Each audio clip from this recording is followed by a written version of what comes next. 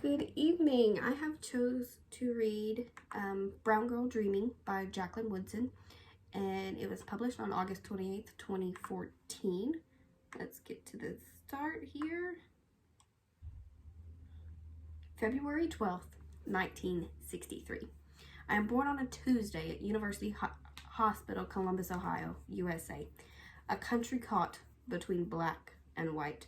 I am born not long from the time or far from the place where my great-great-grandparents worked the deep, rich land unfree, dawn till dusk unpaid, drank cool water from scoot-out gourds, looked up and followed the sky's mirror constellation to freedom.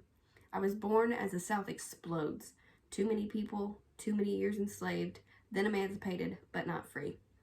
The people who look like me keep fighting and marching and getting killed so that today, February 12th, 1963, and every day from this moment on, brown children like me can grow up free, can grow up learning and voting and walking and riding wherever we want.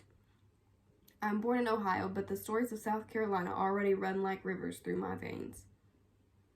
Second daughter's second day on earth. My birth certificate says female Negro.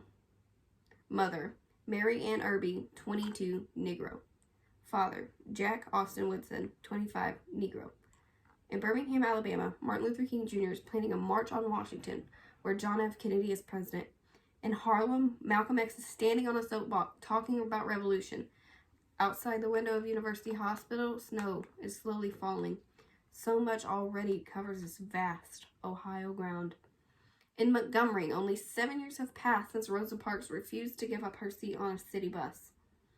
I am born brown-skinned, black-haired, and wide-eyed. I am born Negro here and colored there. And somewhere else, the freedom singers have linked arms, their protests rising into song. Deep in my heart, I do believe that we shall overcome someday. And somewhere else, James Baldwin is writing about injustice, each novel, each essay, changing the world. I do not yet know who I'll be, what I'll say, or how I'll say it. Not even 3 years have passed since a brown girl named Ruby Briggs walked into an all-white school. Armed guards surrounded her while hundreds of people spat and called her names. She was 6 years old.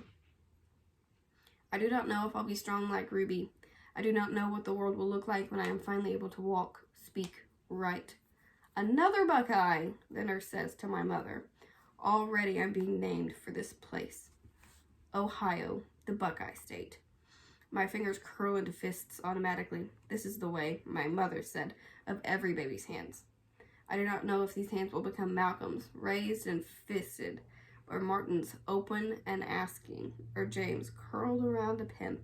I do not know if these hands will be Rose's or Ruby's, gently gloved and fiercely folded and calmly in a lap, or on a desk, or around a book, ready to change the world.